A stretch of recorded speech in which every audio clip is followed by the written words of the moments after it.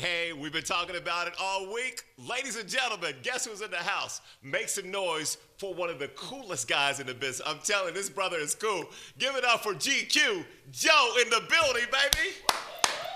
What's happening, man? Welcome to the show. Thank you, brother. Appreciate it. Joe, it is going down. First of all, tonight, people are going to get a chance to meet and greet the man behind the voice. Well, yeah, I guess so.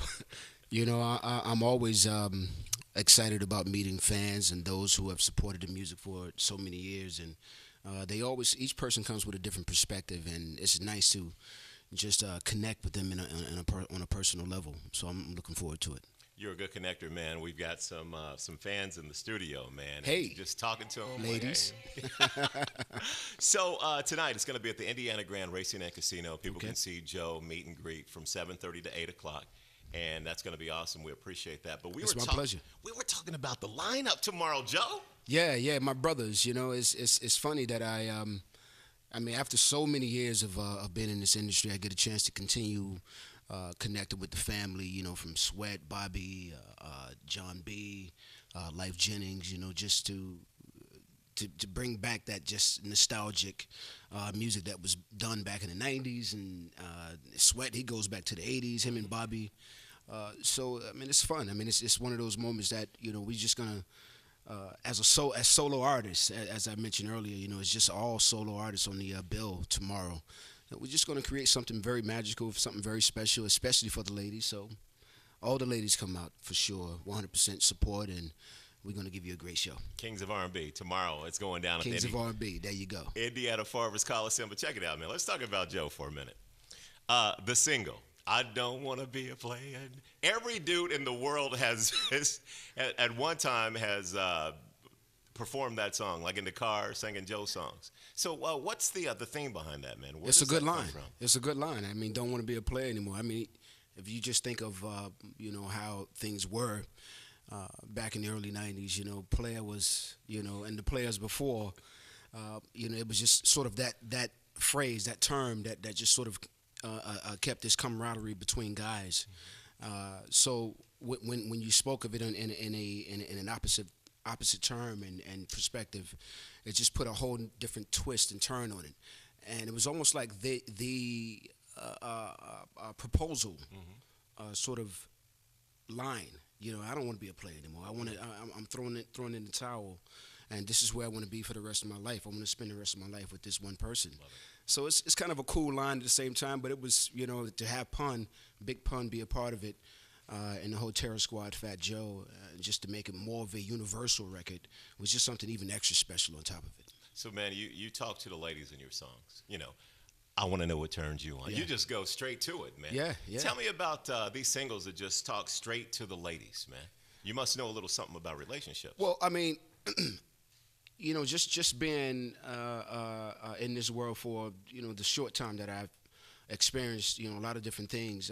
I've had an opportunity to learn a lot, you know, from women, you know, the women that have been a part of my life. I mean, even if it's not even on a personal sense, as far as personal relationship, but as far as my sisters, my mother, you know, just seeing how they dealt with the relationships they were in. It really taught me a lot, you know, on how to, for one, treat women and how to be a man, in all capacities. So, especially when it came to writing songs, I wanted to write something that connected to the flair and flavor of my voice and the style that I sing. Not just because of that, but it works, you know, with it. I mean, when I sing songs that are more romantic, that are more sensual, you know, that's just the route that I take the entire my entire career. It's hard to sort of be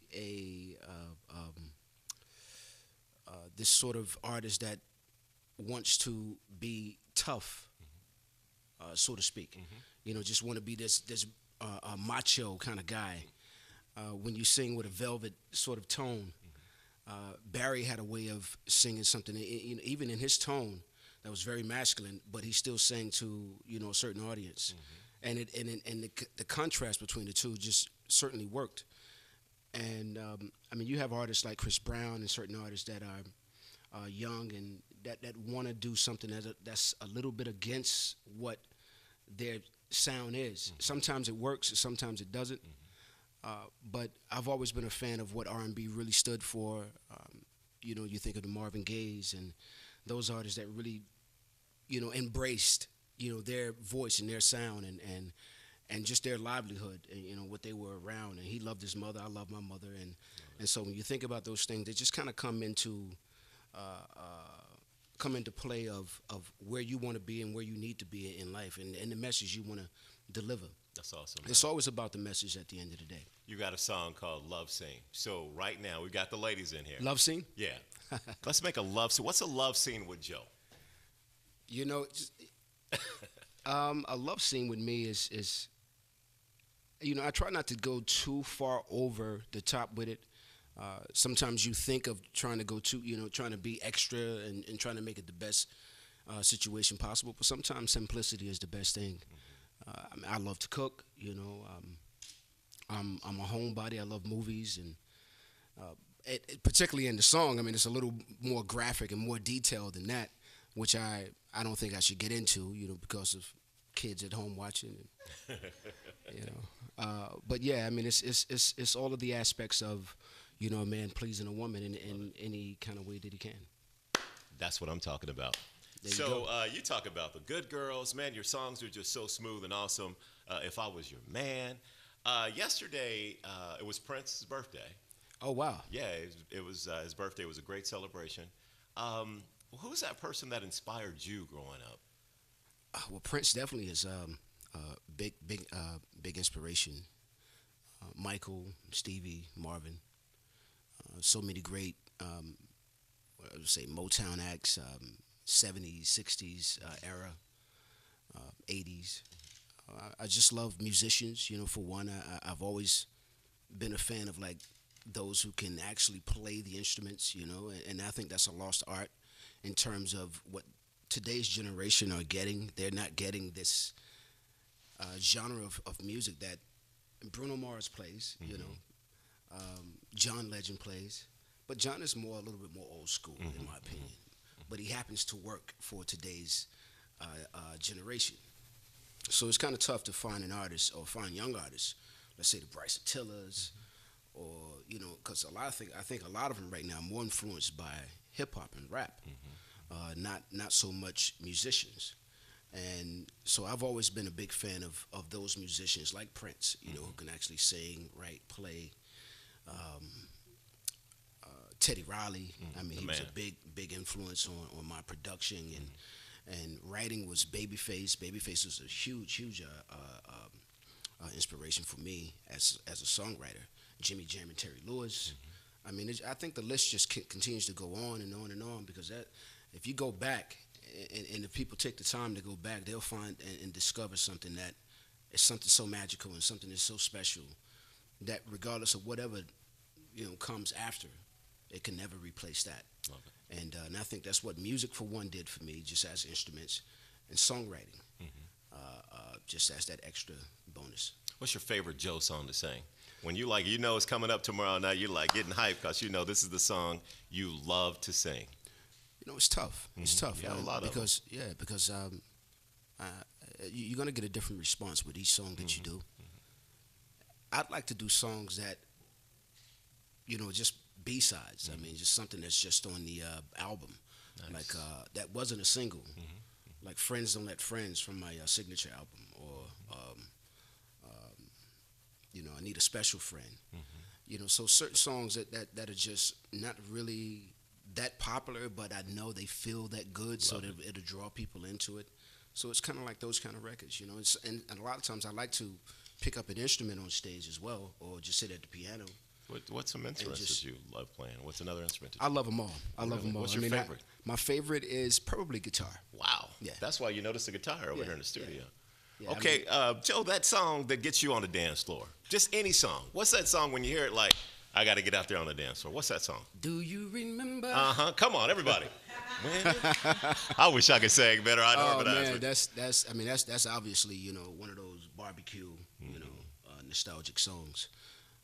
R. Kelly has definitely created a song, "Stepping in the Name of Love," that is it's another record that actually gets you going. War. Love it. And so he kind of takes you there in a very beautiful kind of way. I mean, there's a lot of records. I mean, Michael Jackson. You can throw on. Yo, that's my guy right there. I mean, there's so many. I'm having a brain, whatever, right now. But it's a ton of Michael Jackson records, even when he was with the Jackson 5. 100%. And the teenage years that'll just get you, on the floor again. Take you back. Yeah, absolutely. Joe, it's going to be an amazing event tomorrow, man. We're going to have fun. It's going to be a fun time. We got a new project, though. Tell me about that. Yeah, my new album, my 12th album, is called #My Name is Joe Thomas. And, I released a couple singles off of it so far, or maybe 3 or 4. One with Gucci Mane. And that's the only feature I have on the album. This one here, what's this one? This is Lean Into It. Okay. And the beautiful actress from Meet the Browns show. I don't know if you know the show Meet the Browns, the sitcom. Nice. And So I Can Have You Back, I released as well. Okay. So yeah, I mean it's a fun project. It's taking it back for me was going back to the essence of what and how I created the songs that everybody grew to love. Like I Want to Know, All the Things Your Man Won't Do, Good Girls. I mean, just so many records back then. I love that song, man. Thank you. I love Good Girls. So I wanted to go back from just like a blank piece of paper and just pick up the guitar and just start creating and then add everything else later on. So that's how I wanted to create this album. And the next album I'm going to do is going to be in the same format because it's always, to me, the most important thing is song first. I mean, music, that's great, but if you're not saying something that's worth listening to and something that's going to touch someone or grab someone's attention, then you're just going to have a fun record that may die out at a certain time. So I wanted something that lyrically that's going to stick around for a while. See, I told you this guy was awesome. Everybody in the house make some noise for Joe. Man, you're an awesome guy. Awesome music. We're looking forward to tonight, but tomorrow night, the Kings of R&B, man, the lineup, Joe, Keith Sweat, Bobby Brown, Life Jennings, John B., Joe. I love it. He's making a little love. That's cool. That's my guys, man. We appreciate you tonight, Indiana Grand Racing and Casino, man. You're awesome. We look forward to more music from Joe, man. Thank you so much for stopping by today. My pleasure. Ladies and gentlemen, Joe in the house in our TV studio right here on 106.7 WTLC, baby. I like that. Hey.